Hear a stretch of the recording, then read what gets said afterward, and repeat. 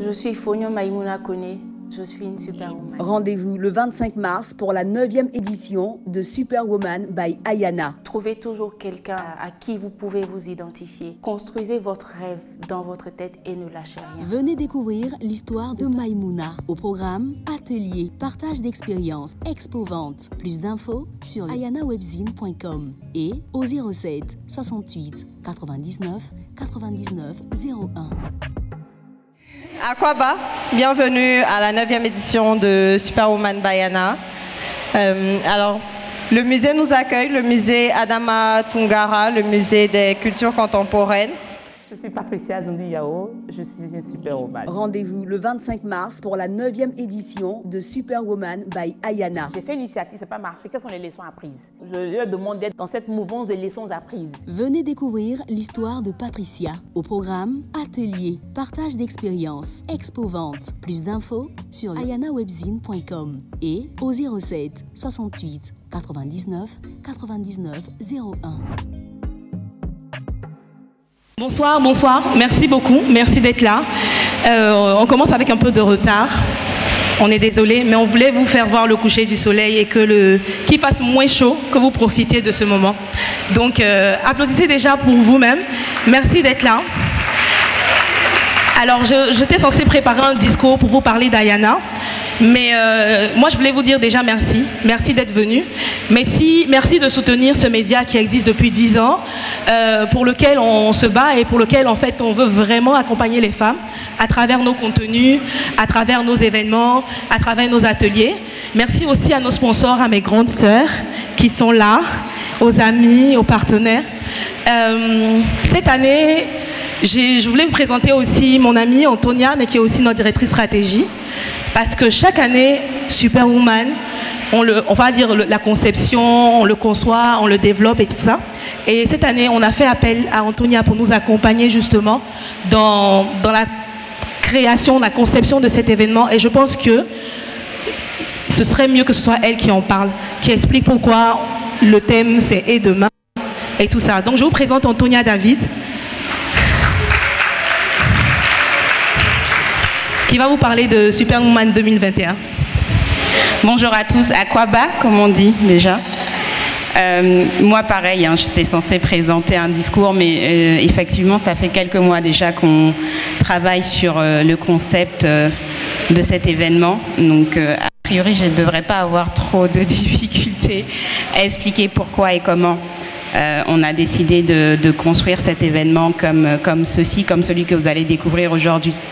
Il y a un peu plus d'un an, plus exactement le 31 décembre 2019, il y a une start-up canadienne, la start-up Blue Dot, qui, grâce à un algorithme qui utilise l'intelligence artificielle, lance une alerte à ses clients en leur disant « Attention, il y a un risque de propagation d'un virus autour de la région de Wuhan, en Chine. Essayez d'éviter les déplacements à ce niveau. » Et quelques jours plus tard, en janvier, on a un premier décès d'un malade de cette maladie qu'on va nommer Covid-19. Et quelques jours plus tard, on a l'OMS qui nous annonce que, effectivement, on a une épidémie qui est déclenchée d'un virus qui serait probablement apparenté à celui de la grippe. On a eu quelques mois depuis et on a tous découvert que c'était un peu plus qu'un virus apparenté au virus de la grippe. Et en fait, ce qui s'est passé depuis un an, tous les experts en économie, tous les experts en analyse projective sont en accord pour dire que le monde s'est transformé aussi vite qu'il se serait transformé en 10 ans. L'impact sur l'économie, l'impact en vie humaine est indiscutable. On a tous eu quelqu'un qui est tombé malade, on a tous perdu quelqu'un autour de nous, on a tous eu des business qui ont été impactés, et ça partout dans le monde. C'est quelque chose qu'on a vraiment subi et vécu comme une expérience universelle tous ensemble. Et pour cela, le monde, il a profondément changé, et je pense qu'il n'y aura pas de retour en arrière. On a tous télétravaillé, on a tous utilisé des services de livraison plus que d'habitude. On a fait des Zoom parties, fêté des anniversaires via des téléconférences. Et c'est des choses qui ont profondément impacté l'écosystème dans lequel on vit. Malgré ces pertes énormes et cet impact, l'être humain, comme il fait toujours depuis qu'il est humain, en fait, s'est adapté, s'est transformé. Et en un an, comme je vous disais tout à l'heure, d'une belle façon pour moi, parce que je suis une optimiste et Ayana aussi est un média qui regarde vers l'avenir, donc c'est ce qu'on a retenu. Et je pense que quelque part, c'est ce que le monde retient malgré l'adversité. Aujourd'hui, ça fait aussi 10 ans que Ayana existe, et cette année, pour nous, a été aussi une année de changement, grâce peut-être à cette adversité qui nous a permis de prendre un peu plus de recul, d'avoir le temps de travailler. Il était important pour nous de repenser notre façon de communiquer, notre façon d'interagir avec vous, les Ayana, si vous êtes là aujourd'hui, si vous nous suivez un peu partout dans le monde. C'est vrai que Ayana est née en Côte d'Ivoire, que c'est un média ivoirien d'abord, mais aujourd'hui, on fait un coucou tout particulier aux gens qui nous suivent partout dans le monde, qui suivent cet événement connectés sur nos réseaux sociaux, sur la page Facebook, sur nos pages YouTube, et on nous suit tout particulièrement du Congo, du Cameroun, du Sénégal, du Bénin, de la France, bien sûr, de la France. La diaspora, l'importance de la diaspora est à noter, en tout cas dans le soutien de nos projets, du site internet notamment. Et dans cette transformation, comme je disais, on voulait travailler de façon différente et essayer d'être avec vous tout le temps. Donc, on a aujourd'hui le webzine qui, il y a 10 ans, s'est monté avec Ami Kwame, mais aussi Edith Brou, qui est quelque part, à qui je fais un coucou, qui fait toujours partie de la famille, Ayana. Et on va se transformer pour aujourd'hui, on est déjà un média. On ne veut plus seulement être un webzine, on veut être un média, plus qu'une communauté, en partant de la communauté et accompagner cette communauté dans son quotidien. On est un magazine papier qui en est à son numéro 2, on vous en a parlé un peu tout à l'heure. N'hésitez pas à en avoir un, vous pouvez le récupérer au fond de la salle. On a un mini mag, donc c'est un format WhatsApp, un format digital, un format digital qui est distribué via notre chaîne WhatsApp qui permet aujourd'hui de faire le lien avec nos Ayana, de distribuer de la bonne humeur, des bons plans, etc. On a des newsletters et on est en train de travailler sur de multiples formats. Et l'ambition, c'est de construire avec vous ce média qui est un média féminin, certes, mais on n'oublie pas les hommes. Ils sont quelques-uns dans la salle aujourd'hui. Et on applaudit pour eux. Et c'est un média qui a quand même 40% de lectorat masculin.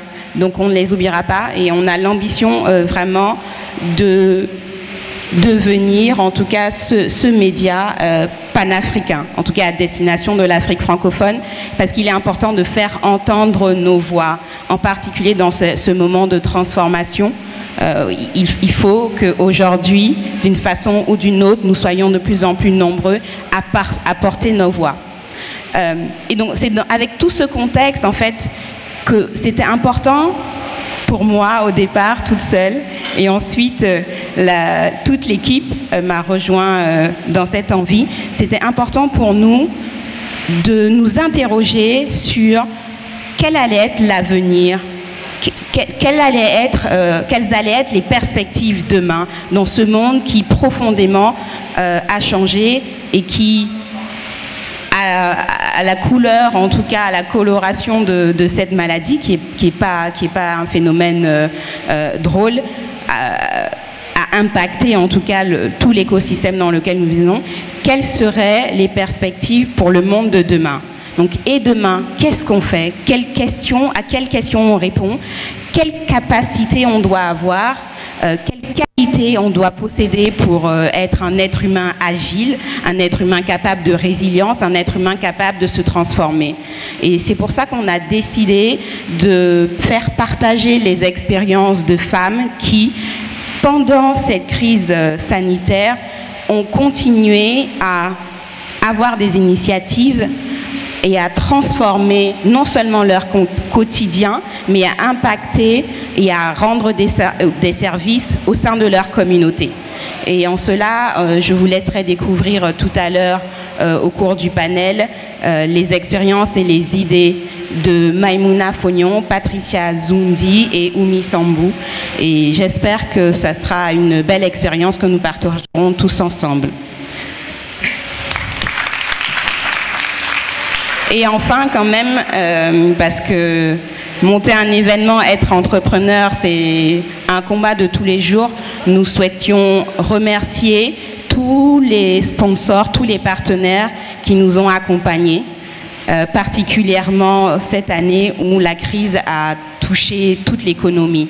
Donc merci de nous avoir permis de réaliser ce rêve et d'impacter les histoires et les rêves de tous les Ayana. Merci. Pardon. Okay. Merci. Est-ce qu'on peut les applaudir encore? Ami Kwame, fondatrice d'Ayana, et Antonia David Prince, directrice stratégie à Ayana et compagnie. Alors, comme elle a si bien présenté, Superwoman cette année sera résolument tournée vers le futur. Et la commune d'Abobo n'a pas été, le choix de la commune d'Abobo n'a pas été fortuit. C'était important pour nous de faire dans une commune qui se redynamise, qui change, qui s'embellit. Et on ne saurait commencer cette cérémonie sans rendre hommage à un homme qui nous a tous marqués, Ahmed Bakayoko. Est-ce qu'on peut se lever et observer une minute de silence pour lui rendre hommage, s'il vous plaît?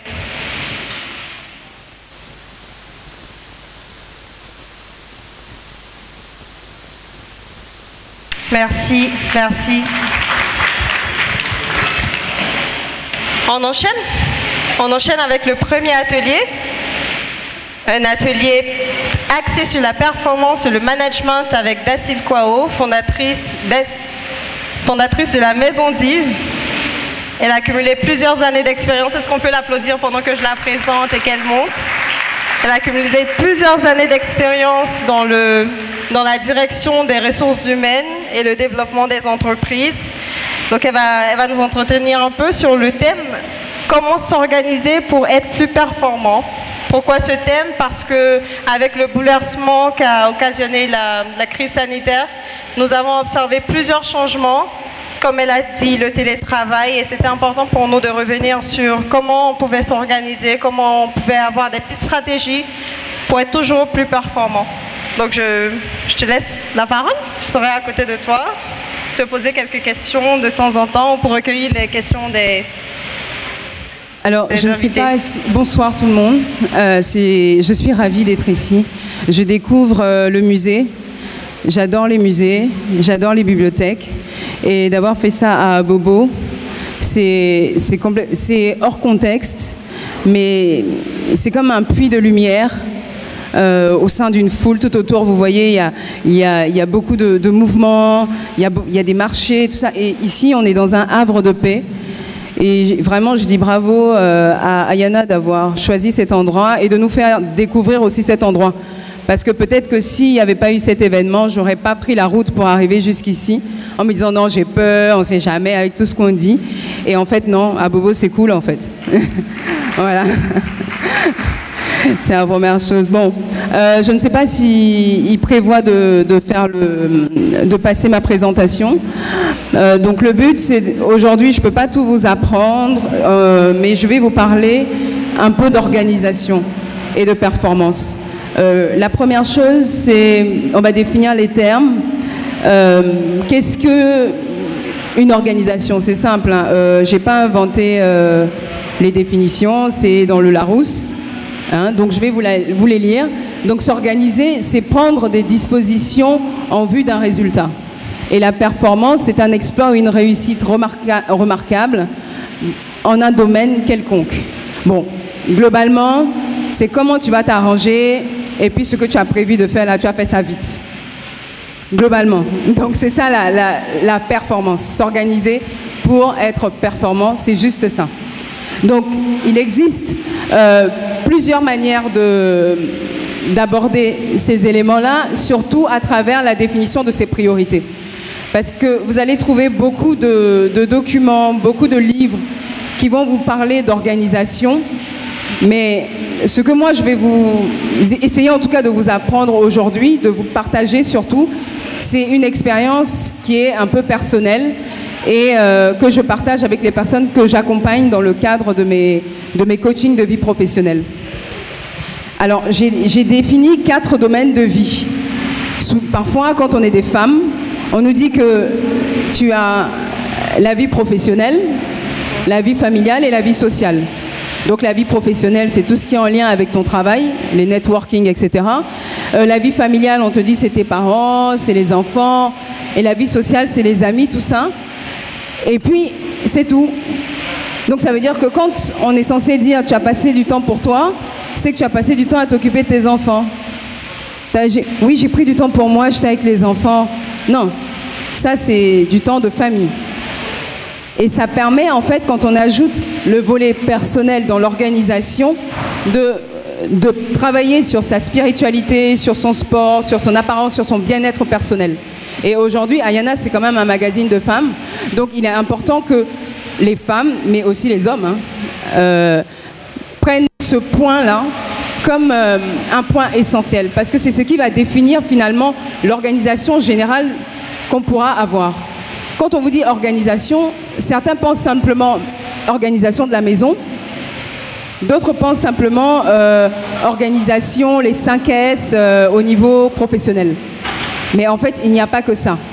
L'organisation, c'est tout ce qu'on nous donne, c'est tout ce qu'on nous donne comme possibilité dans le temps qui nous est imparti.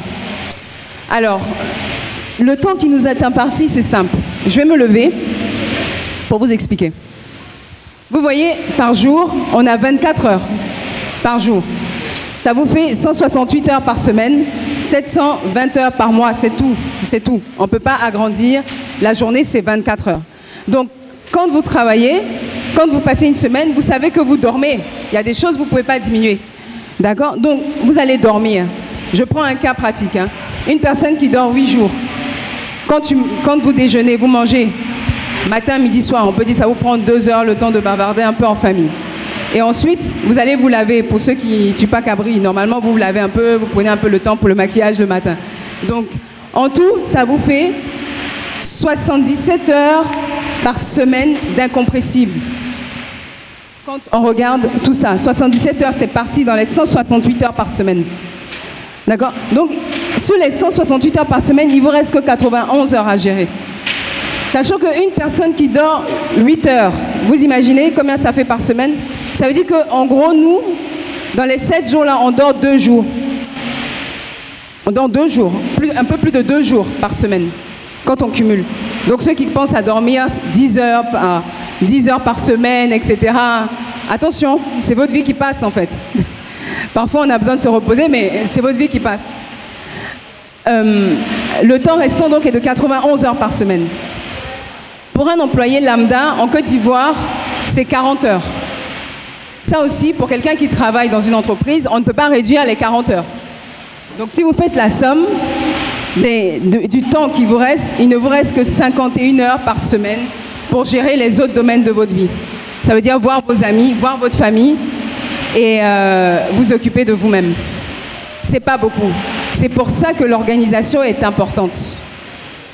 Et là, on va aller sur des clés que je vais vous donner pour pouvoir gagner du temps. Parce qu'on ne se rend pas compte. Hein. On peut être là, on est sur les réseaux sociaux, au lieu de s'occuper de son mari, on est sur les réseaux sociaux, on parle en même temps. Quand on est en train de manger, on mange, on parle en même temps. Quand on travaille, on cause, on envoie à la nounou. Ah ma chérie, il faut mettre, aujourd'hui là, tu sors 2 sachets de riz, 2 poissons, etc. Alors qu'on est au travail. Et tout ça, en fait, fait perdre de la performance. C'est pour ça que là, je vais vous donner des tips. Je ne peux pas tout vous donner, parce que c'est dans un programme plus large dans les accompagnements que je fais. Mais je vais vous donner quelques tips pour qu'au moins, si vous partez aujourd'hui chez vous, il y a des choses que je vous propose d'appliquer concrètement. Voilà. Allons-y. Donc, au niveau professionnel, je vais vous donner à chaque fois trois tips à appliquer. Il faut arriver avant les collègues ou les collaborateurs. Parfois, quand on dit aux gens d'arriver tôt, ils pensent que c'est parce que quand on arrive tôt, ça veut dire on travaille. C'est qu'on est bon. Et puis on finit tard, on est bon. Rappelez-vous que vous avez 51 heures. Donc les heures supplémentaires ne doivent pas être à l'ordre du jour. Parce que si vous mettez plus de 40 heures par semaine, c'est que vous enlevez ça dans autre chose de votre vie. Vous qui travaillez 60, 70 heures par semaine, c'est que vous aurez moins de temps pour gérer vos familles, vous aurez moins de temps pour vous occuper de vous-même. C'est pour ça qu'il faut vous organiser. Donc quand vous arrivez plus tôt, l'intérêt d'arriver plus tôt au travail, c'est que c'est vous qui gérez les priorités des autres. Parce que quand vous arrivez d'abord, il n'y a pas tout le monde, donc les gens n'ont pas encore commencé à faire leur défilé pour vous dire bonjour dans le bureau et vous raconter leur vie.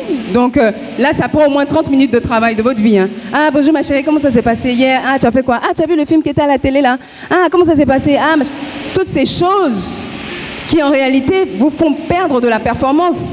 Parce que les 30 minutes de pause dans la journée, sur les 8 heures de travail, vous en perdez 6. Alors que parfois, le travail qui vous est confié par vos responsables doit correspondre aux 8 heures. Ce qui fait que le lendemain, il y a toujours les mêmes 8 heures qui sont là. Mais les 2 heures de hier, là, vous allez ajouter ça sur le lendemain. Et puis après, vous allez causer encore. Donc il y a 2 heures encore. Le vendredi, vous êtes comment? Sauf qu'à midi, vous allez dire non, c'est vendredi, on ne dit pas au champ. Mais la semaine prochaine encore, ça vient. Et donc, vous finissez stressé. Donc la maîtrise de votre temps commence par ça. C'est que vous devez, vous, gérer vos priorités par rapport aux autres. Et pour gérer vos priorités, c'est simple. Vous arrivez plus tôt, vous voyez quelles sont vos priorités et c'est là que vous envoyez les mails. Comme ça, le temps que les autres regardent leurs mails et qu'ils gèrent ce que vous leur avez envoyé, vous avancez sur votre travail. C'est une technique que moi j'ai appliquée dans mon dernier poste de directrice développement organisationnel. C'est simple, je gérais 2 pays, Côte d'Ivoire, Bénin, en tant que directrice développement organisationnel, qui était l'équivalent de directrice générale adjointe d'une société pétrolière. Et je finissais tous les jours à 14 heures. Et j'ai fait le taf. Parce que moi, quand je travaille, il y a 1 heure pour venir dans mon bureau, en fait. On ne me salue pas à 6 heures, à 7 heures, à 8 heures. On ne me salue pas, non, je travaille. On s'amuse à 10 heures un peu. Et puis à midi, on prend une pause un peu. Et puis c'est tout, on prend le café et puis tu sors de mon bureau si tu n'as rien à me dire. Sauf que tu ne vas pas venir dans mon travail parce que moi, mes collaborateurs, je leur ai déjà donné des responsabilités. Ils ne peuvent même pas, ils sont stressés, ils savent qu'ils vont m'envoyer le travail avant 14 heures parce que je ne signe plus rien à partir de 13h30. Parce que c'est mon organisation, c'est moi qui définis leurs priorités. Parce que moi, je suis arrivée plus tôt que le matin. Tout simplement. Donc, c'est ce que je vous conseille. Même quand vous avez des collaborateurs, comme quand vous travaillez sous la responsabilité de quelqu'un, le matin, envoyez-lui ses réponses. Le temps qu'il lise vos réponses pour vous demander quelque chose d'autre, là, il est déjà à 10 heures. Et vous n'êtes plus stressé. Vous avez déjà fait vos priorités, vous êtes déjà frais dans la tête. Donc, c'est un conseil important que vous devez appliquer. La délégation. Ça, c'est surtout pour les managers, les nouveaux managers. Lorsque on devient manager dans une entreprise, on se dit, avant on n'était pas manager et qu'on devient manager, on veut tout faire. Parce qu'on se dit non, si c'est pas bien fait, j'ai chaud avec le patron. Il faut que ce soit... Mais non. Quand vous gérez des gens, le manager, c'est pas celui qui fait tout. C'est celui qui sait faire les choses aux autres. Donc même si votre collaborateur doit apprendre, refaire le travail 2 fois, 3 fois, 4 fois, c'est pas grave. Mais au moins, il va apprendre. Et s'il finit par apprendre, vous n'aurez plus à le faire. Vous n'aurez plus à contrôler. Donc, ne vous dites pas, bon, c'est bon, je vais faire. Au bout de 2 fois, 3 fois, vous dire, bon, si c'est ça, donne-moi, je vais faire. Non, il ne faut pas faire ça. Parce que le lendemain, votre collaborateur, qu'est-ce qu'il va se dire? Il va se dire, si je ne fais pas, c'est pas grave. De toute façon, elle va faire. Ou bien, il va faire. Donc, il faut éviter de faire le travail à la place des autres. Parce que ça ne fait pas partie de vos priorités. Vous n'êtes pas, quand vous travaillez, vous ne faites pas ça pour les autres. Vous remplissez, vous, vos missions. Et enfin, le 3e point que je peux vous donner, c'est de ranger et de classer les documents. Il y a des études qui ont été faites dessus. Hein. Le nombre d'heures de travail qui sont perdues à chercher les documents. Moi, j'étais championne dans la matière. C'est-à-dire, il y a tellement de désordre, et je dis toujours, non, moi, j'ai toujours un désordre organisé. Sauf que quand il y a une réunion, je ne sais plus où est le document, donc je passe mon temps à réimprimer. Et c'est là que tu es énervé parce que la machine ne marche pas, le réseau ne marche pas, etc. Tu es stressé, tu arrives à la réunion, tu es énervé. Et évidemment, tu ne peux pas être top à ta réunion parce que tu es stressé. Donc, il faut ranger vos affaires. Une des méthodes que vous pourrez regarder sur Internet, c'est la méthode du 5S, qui est une méthode d'organisation qui a été créée par des Japonais, qui fonctionne dans tous les domaines. Hein. Voilà. Ensuite, au niveau familial, c'est ça, la prochaine slide, s'il vous plaît. Au niveau familial, je vous donne aussi 3 tips. C'est que, vous savez, on a tendance, enfin pour ma part, j'ai été élevée avec la nounou qui venait demander chaque matin quand ma mère partait au travail, « Ah, Tanti, on fait quoi ce midi ?» Moi, je vous explique, moi, mes nounous, le matin, elles ne me parlent pas. Parce que sur mon réfrigérateur, en fait, il y a des plannings. J'ai déjà mis ce qu'on va manger le lundi, le mardi, le mercredi, toute la semaine. J'ai aussi mis au niveau du mur de mon réfrigérateur un planning de comment elle va faire le ménage. Le lundi, tu balayes ici, tu fais la machine tel jour, tel jour, tel jour, tel jour. Tout est marqué, elle ne me parle pas. Ce qui fait que s'il manque quelque chose de manière inhabituelle, ok, on peut. Mais sinon, le matin, quand vous vous levez, profitez de votre famille. Gardez une bonne énergie pour commencer le travail sainement. C'est pas là que vous allez commencer à chercher les pièces pour faire les courses. Et ensuite, lorsque vous faites un menu à la semaine, que vous savez que par exemple vous avez la sauce arachide, qu'il y a 4 fois qu'on mange la sauce arachide, vous savez combien de pots d'arachide vous allez acheter. Donc quand vous allez au supermarché, vous ne dépensez pas de l'argent en plus, parce que vous savez c'est fait pour telle chose. Vous savez combien de poissons vous allez acheter. Comme faisaient nos mamans qui maîtrisent le nombre de verres de riz, j'ai pas encore réussi, le nombre de verres de riz qu'il faut pour tel nombre de personnes. Voilà. Donc, il faut absolument organiser ça, et son personnel de maison. Quand on a la chance d'avoir, comme en Côte d'Ivoire, du personnel de maison, il faut en profiter. Il faut en profiter. Il faut en profiter dans le sens où il y a des choses que vous pouvez déléguer, et il ne faut pas avoir honte de les déléguer. C'est pas parce que vous n'allez pas déléguer des choses à vos nounous que vous n'êtes pas des vraies femmes. Aujourd'hui, le monde a un peu changé. Et nous aussi, on travaille. Donc, on estime qu'on va sous-traiter ces aspects-là, comme dans le monde professionnel, parce que ce sont des choses, des activités secondaires, mais les activités principales dans la vie privée, c'est quand même les activités familiales. Donc, c'est ça que vous allez mettre en priorité. Enfin, il faut cloisonner les temps de famille pour avoir du temps de qualité. Ça revient à ce que je vous ai dit avant. On a très peu de temps en réalité dans la semaine. Donc le peu de temps qu'on doit répartir entre la famille, etc., il faut avoir la capacité de prendre des temps de famille. C'est-à-dire, quand vous êtes avec vos enfants, ce n'est pas le moment d'appeler les copines. Vous êtes avec vos enfants, vous êtes avec vos enfants. Vous êtes avec votre mari, vous êtes avec votre mari. Vous êtes à table avec votre famille, vous êtes à table avec la famille. Votre ami appelle, écoute, je te rappelle. Il faut cloisonner, sinon vous ne passez aucun moment important. Et à la fin, vous vous dites, mais qu'est-ce que j'ai fait de la semaine? Mais parce que vous avez tout fait en même temps. Vous répondez aux mails professionnels en même temps que vous êtes en train de travailler. Oui, je sens que ça parle à certaines personnes. Vous répondez aux mails professionnels comme si vous ne répondez pas à ce mail-là, à ce moment-là, la société va fermer. Rassurez-vous, si vous mourrez, moi j'ai été DRH, hein. En moins d'une semaine, on vous remplace. Donc ne mourrez pas pour une entreprise. Mettez-y vos compétences, mais pas votre corps et votre vie. Ça ne sert à rien. Donc la priorité, néanmoins, et ça on l'a vu dans les coachings, il n'y a pas qu'une seule manière d'eux, parce qu'il y a des gens qui ne donnent pas de priorité à leur famille, et il n'y a pas de jugement à avoir. Chacun est différent. Donc quand je vais vous montrer tout à l'heure la suite, vous allez voir que ça s'applique en fonction du type de personnalité que nous sommes. Alors, au niveau social, donc les réseaux sociaux, enlevez toutes les notifications. Moi, je suis accro aux réseaux sociaux. Hein. Enlevez les notifications parce que ça porte atteinte à votre concentration, tout simplement.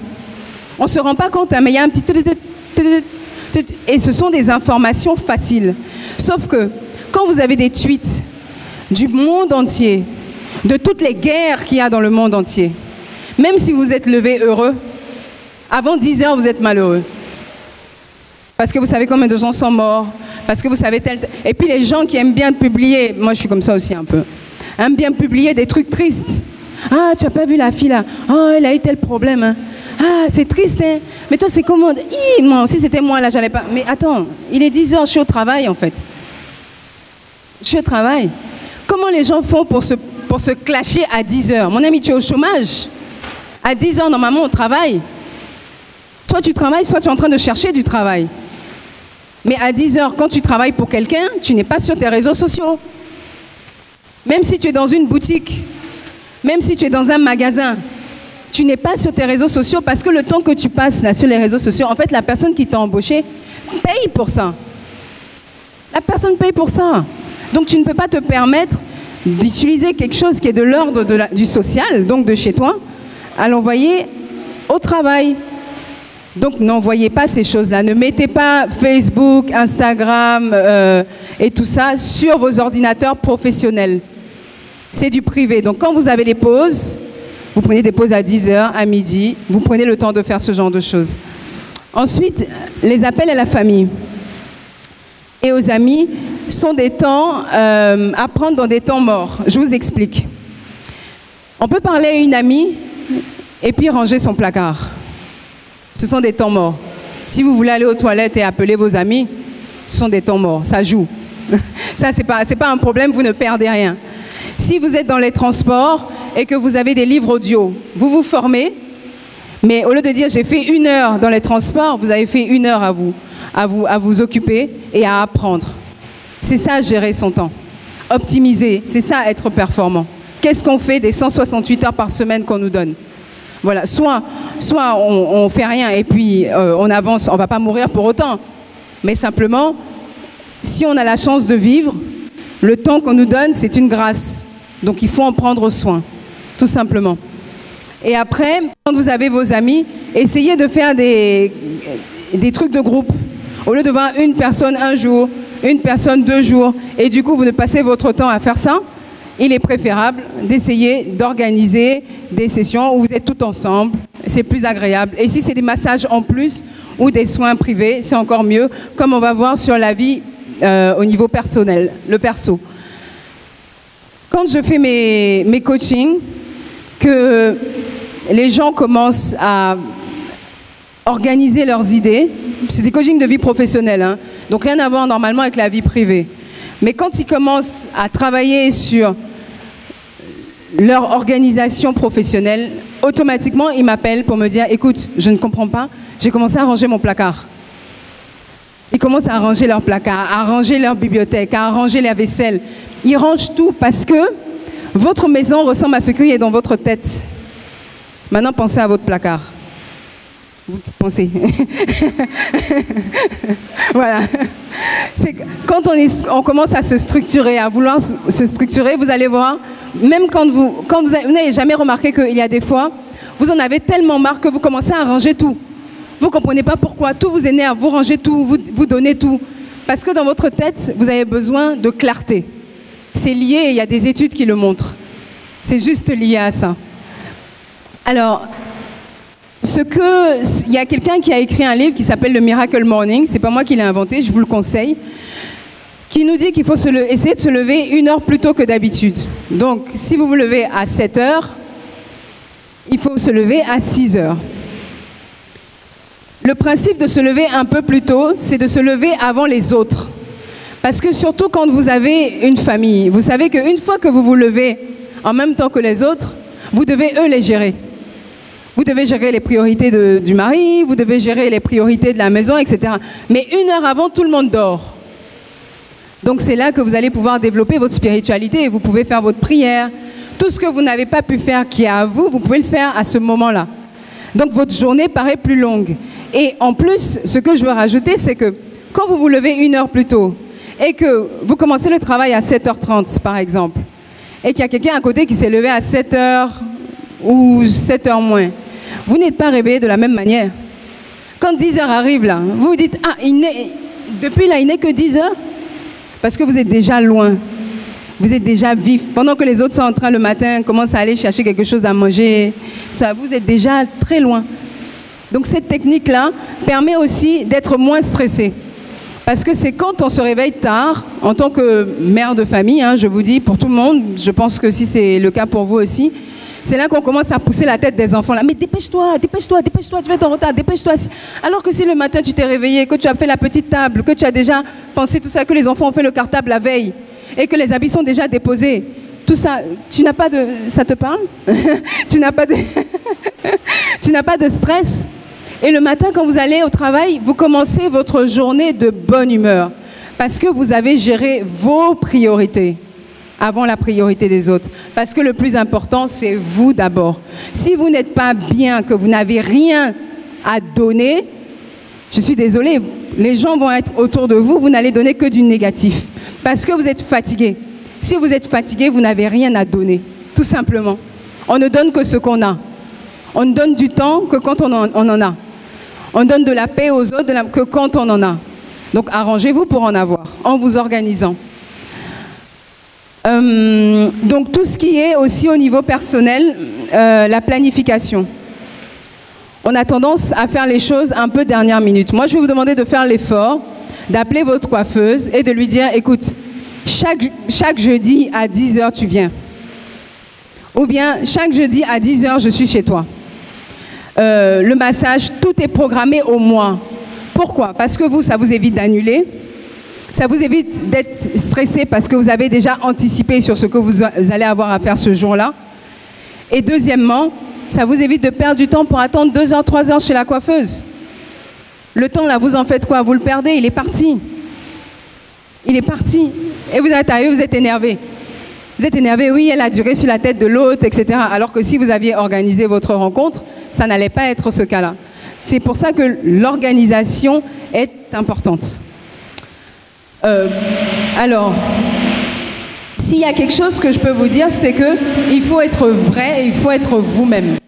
Il y a beaucoup de livres, mais il ne faut jamais copier l'organisation de quelqu'un d'autre. Parce que ce qui est important pour moi n'est pas important pour vous ou pour vos voisins. Il m'est arrivé de faire des accompagnements où, quand on évaluait l'importance que ça pouvait avoir, de chaque partie que pouvait avoir, chaque place que pouvaient avoir les différents domaines de vie chez une personne ou une autre n'avait rien à voir. Il y a des gens, pour eux, même des femmes, la vie professionnelle a plus d'importance que la vie de famille. Ce n'est pas un problème, mais l'organisation qui en découle sera juste différente. Ne faites pas les choses si vous aimez dormir longtemps, ne vous obligez pas à vous lever tôt. Simplement, au lieu de vous lever 1 heure plus tôt, travaillez 1 heure plus tard si vous êtes du soir. Adaptez votre organisation à votre style de vie, à vos envies. Et puis, arrêtez de vous mettre du stress. Simplement, profitez de la vie. Voilà, c'est ce que je voulais vous dire. Merci Dacive. Est-ce qu'on peut la... Merci beaucoup. Donc, vous pouvez lui poser des questions. Je vais juste lui poser une première question.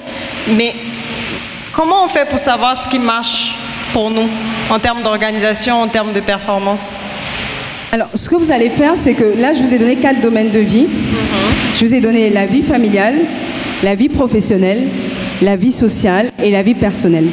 Vous allez prendre un papier et puis vous allez mettre à l'intérieur les choses qui sont à l'intérieur de chaque partie. Et puis vous allez vous dire, j'ai 168 heures. Comment je répartis?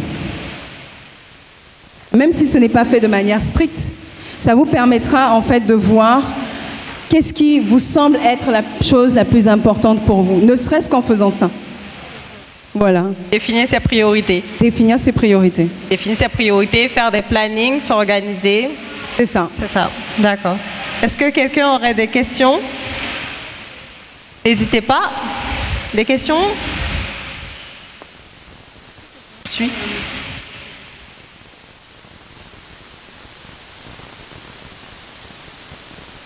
Bon, moi, en attendant qu'on lui apporte le micro, on a 2 jours de sommeil dans la semaine. On dort moins? C'est la solution? Alors, il y en a qui dorment beaucoup moins, ne serait-ce qu'en diminuant, en baissant d'1 heure. Moi, c'est pas mon cas. Moi, je dors beaucoup. Combien d'heures? Je suis le genre de personne qui peut dormir facilement 12 heures. Pas tous les jours, mais le week-end, je peux me lever à midi. C'est pas. Voilà. C'est comme ça que je fonctionne. J'ai essayé de fonctionner autrement, mais je suis une grosse dormeuse et j'ai besoin de dormir. Ça m'empêche pas d'être performante, parce que je compartimente mes domaines de vie pour pouvoir avoir des temps de qualité. Voilà. Je ne vais pas me travestir en une autre personne parce qu'on dit pour être dynamique, il faut dormir que 6 heures. Non, je ne suis pas comme ça, je suis pas comme ça. Ouais. Mais je fais ce que j'ai à faire dans le temps qui m'est imparti, en fonction de mes priorités. Et entre, je vais dire 22h et 6h ou 7h, ma priorité c'est de dormir. Exactement. Voilà. Mais vous levez un peu plus tôt, 1 heure avant, pour pouvoir méditer. Que mon heure habituelle. Exactement. Voilà. D'accord. Merci d'abord pour cette prestation de notre sœur. Je voudrais poser une question par rapport à ceux qui sont dans le libéral ou bien dans la spiritualité. Parce qu'elle a parlé de ceux qui sont qui dirigent, qui sont des collègues, etc. Bon, je parle de ceux qui sont totalement libéral et qui sont dans la spiritualité. Comment ils font pour gérer plus? Je vous entends pas très bien. Je voudrais poser une question sur ceux qui sont dans le libéral, qui sont dans la spiritualité, parce qu'elle a parlé plus de ceux qui sont employés ou bien qui sont dans une entreprise. Voilà. Donc ceux qui sont dans la spiritualité? Ouais, ou bien ceux qui sont libéraux, hommes d'affaires, qui peut dormir et se lever quand il veut pour aller gérer son affaire. Un exemple. Mais c'est la même chose. C'est la même chose. C'est que, par exemple, en fonction du domaine que vous avez, vous devez adapter simplement. Ça, c'est la base. Mais par exemple, pour vous, dans le temps qui vous est imparti, vous allez passer plus de temps à faire ce qui est important pour vous par rapport à d'autres. Mais simplement, si par exemple, vous savez que ce qui est important pour vous, c'est votre spiritualité ou autre, et que vous passez votre temps à chatter sur les réseaux sociaux, ce temps-là va diminuer votre temps de spiritualité. C'est juste ça. Donc vous devez vous organiser en fonction de vos priorités. Voilà. Merci beaucoup. Une autre question? Alors. Bonsoir, Abraham. Je vous remercie déjà pour votre bel exposé.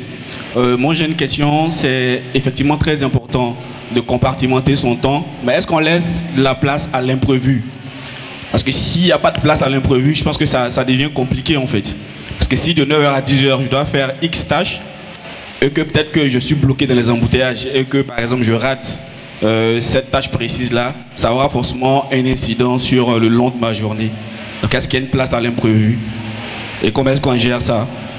Alors, oui, parce que l'organisation est fonction de vos priorités. Donc si à un moment donné, vous avez une urgence, cette urgence devient votre priorité. C'est tout. Simplement, vous allez faire dans les 24 heures. C'est simplement ça. Mais il ne faut pas être rigide. Il ne faut pas être rigide. Si vous avez, par exemple, si vous êtes malade, votre priorité pour dormir, pour vous reposer, sera plus importante qu'à d'autres moments. Donc il ne faut pas se frustrer en se disant non, parce que non, je suis organisée. Dassif Kouaou a dit qu'il fallait compartimenter tout. Donc là, je suis malade, mais je vais aller travailler quand même forcé. Non, non, non. Il faut être relax. Ça évite du stress. D'accord? Si vous êtes vous-même, que vous acceptez de ne pas faire semblant d'être une autre personne, lorsque vous avez des choses qui sont importantes pour vous, il faut apprendre à les passer en priorité. Et c'est pour ça qu'il faut apprendre à dire non. C'est important d'apprendre à dire non. Parce que si vous ne dites pas non aux autres, parfois, c'est à vous que vous dites non. Parce que vous allez faire des choses pour faire plaisir aux autres, sauf que vous n'avez que 24 heures par jour. Donc eux, ils ont fini de gérer leurs 24 heures, et eux, ils vont gérer vos 24 heures seulement si vous acceptez et que ça vous fait plaisir. Voilà.